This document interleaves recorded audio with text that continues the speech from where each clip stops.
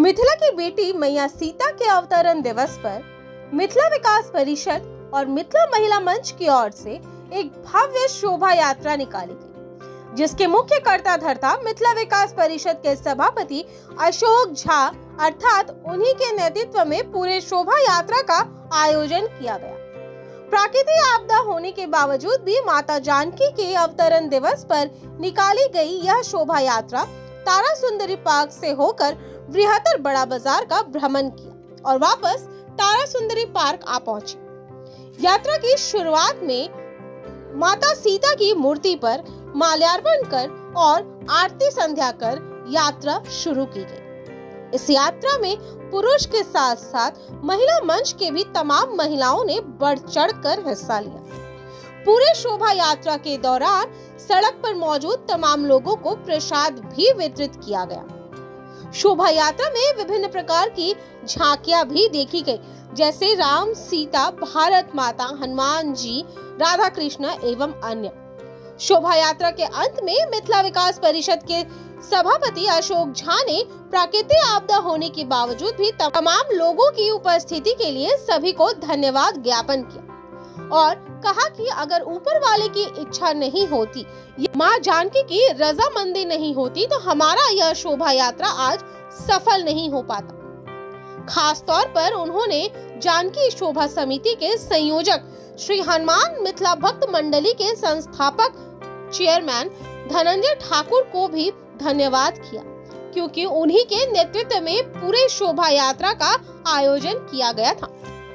इस दौरान अशोक झा ने पार्टियों पर भी निशाना साधा। उन्होंने कहा कि क्या बीजेपी या तृणमूल किसी को भी मां सीता के अवतरण दिवस पर एक टिप्पणी देने का भी समय जानकी की कृपा तो आप देख रहे हैं, एयरपोर्ट बंद, ट्रेन बंद, लोग घर से नहीं निकल रहे हैं और उस बीच में हम इतनी सारी महिलाएं, आज पुरुषों को सीख लेना चाहिए कि उनसे कहीं ज़्यादा महिलाओं की भूमिका है। मैया सीता में इतनी बड़ी प्रकोप है और मैं सभी ब्राह्मणों का आदर करता हूँ, लेकिन मिथिला के ब्राह्मण में इतनी ताकत है कि जिस प्रकार राजा जनक को कहा गया था कि हल जोतो तब जाके बरसात होगी, तो आज मिथिला विकास परिषद ने बड़ा बाजार में हल जोत दिया, बरसात हुई और माँ जानकी की शोभा यात्रा। ये शोभा यात्रा किसी एक व्यक्ति विशेष की शोभा यात्रा नहीं है, ये हर राजनेताओं को आईना दिखा रहे हैं कि राम राम राम राम करने वाले लोग इस बात पे जोर दें, चाहे वो तृणमूल के हों चाहे भाजपा के लोग हों। मेरा कोई दल से आज के दिन कोई संबंध नहीं है, लेकिन तृणमूल कांग्रेस के नेता और भाजपा के नेताओं को इस बात का एहसास होना जरूरी है कि ममता बनर्जी हो चाहे वो देश का प्रधानमंत्री क्या नाम है मोदी, नरेंद्र मोदी जी हों, आपको इस बात का एहसास होना चाहिए कि सीता के भूमि को पश्चिम बंगाल में 10 लाख मिथिलावासी हैं और आज उन्होंने प्रमाणित कर दिया कि इतनी विपद होने के बावजूद इतनी सारी महिलाएं हमारे बीच हैं। मैं आपसे कहूं, मैंने आग्रह किया था राजनेताओं से कि माता सीता की प्रकाट्य दिवस पर एक सद्भावना तो व्यक्त करो। जब आप भगवान बुद्ध के बारे में कह सकते हो, रविन्द्रनाथ टैगोर के बारे में कह सकते हो, मातंगनी हाजरा के बारे में कह सकते हो, तो सीता के बारे में बोलने में तुम्हें क्या एहसास है? लेकिन किसी राजनेताओं के मुंह से सीता मैया के बारे में कुछ नहीं निकला। मैं अनुनय विनय करता हूं राजनेताओं से कि आने वाले समय में महाकवि विद्यापति के जयंती पर अगर राजनेताओं को होश हो तो कम से कम एक प्रेस स्टेटमेंट देना चाहिए विद्यापति के बारे में। आने वाले समय में जानकी के बारे में एक प्रेस स्टेटमेंट राजनेताओं को देना चाहिए, लेकिन ऐसा नहीं करके मैं समझता हूं कि मिथिला वासियों का अपमान है और ये अपमान मिथिलावासी कभी बर्दाश्त नहीं करें। मैं आपको बताऊं कि तृणमूल कांग्रेस का 1983 में जन्म हुआ। 23 जून को 43 वर्ष पूरा हो रहा है मिथिला विकास परिषद को। 43 वर्ष, 43 इयर्स। इसमें न तो किसी बीजेपी का हाथ है, न तो किसी तृणमूल का हाथ है, न तो किसी राजनेताओं का हाथ है। ये मिथिला के लोगों के आशीर्वाद का है। और 43 वर्ष में मिथिला विकास परिषद ने एक नहीं अनेकों कार्य किए हैं। आगामी 23 जून को मैं सबको कहना चाहता हूँ, 23 जून को मिथिला विकास परिषद अपना 43वां वर्षगांठ रविंद्र भारती विश्वविद्यालय में आयोजित करने जा रहा है। आज का दिन समाप्त हुआ, अब मैं कल से लग जाऊंगा वार्षिकोत्सव में।